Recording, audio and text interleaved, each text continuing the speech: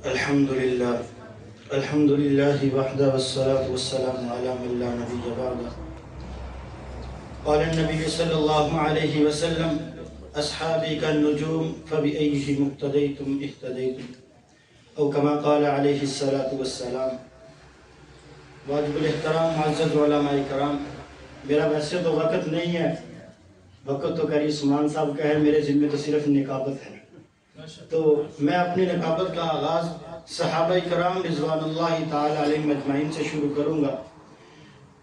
آپ علیہ الصلاۃ والسلام نے ارشاد فرمایا: اصحابی کالنجوم فبأیہم اقتدیتم اہتدیتم، کہ میرے صحابہ ستاروں کی مانند ہیں. ان میں سے ایک ستارہ حضرت امیر معاویہ رضی اللہ تعالی. ویسے میں اپنے ذہن کے لحاظ سے ایک بات کہنا چاہتا ہوں کہ رجب کا مہینہ شروع ہوا، ہمیں یہی نہیں پتا ہوتا کہ رجب کے اندر کیا کیا واقعات ہوئے. سب سے پہلے 3 رجب المرجب حضور علیہ السلام نے ایک غزوہ لڑا، جس غزوے کو غزوہ تبوک کہتے ہیں. سن 9 ہجری بمطابق 630 عیسوی اکتوبر کے مہینے کے اندر آپ علیہ السلام نے غزوہ لڑا، جس کو غزوہ تبوک کہتے ہیں. اور پھر اس کے اندر 13 رجب کو سیدنا علی رضی اللہ تعالیٰ عنہ کی ولادت ہے، اور اسی طرح 22 رجب کو حضرت امیر معاویہ رضی اللہ تعالیٰ عنہ کی وفات ہے، اور 27 رجب کو حضور علیہ السلام کو اللہ تعالیٰ نے معراج کروایا. یہ اتنے واقعات ہوئے، ہمیں ان میں سے صرف 2 کا پتہ ہوتا ہے. ہم 2 کا تذکرہ کرتے ہیں، باقی کا نہیں کرتے.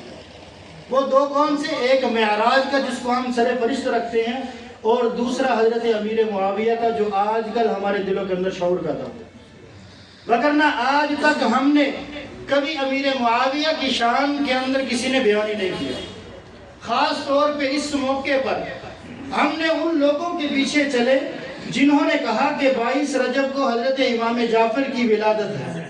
ہم ان کے پیچھے چلے ہیں. ہم نے کبھی صحابہ کرام کے پیچھے چل کر نہیں دیکھا کہ صحابہ کرام کی زندگی کس طرح گزری ہیں، صحابہ کرام نے اپنی زندگی کا مشغلہ کس طرح رکھا تھا. تو باقی حضرت امیر معاویہ رضی اللہ تعالیٰ عنہ کی ولادت کے بارے کے اندر سارے علماء کرام اپنے اپنے خیالات کا اظہار فرمائیں گے. تو میں ابھی دعوت دیتا ہوں انہی الفاظ کے ساتھ حضرت مولانا قاری محمد عثمان صاحب کو کہ وہ تشریف لائیں اور آ کر اپنے خیالات کا اظہار فرمائیں.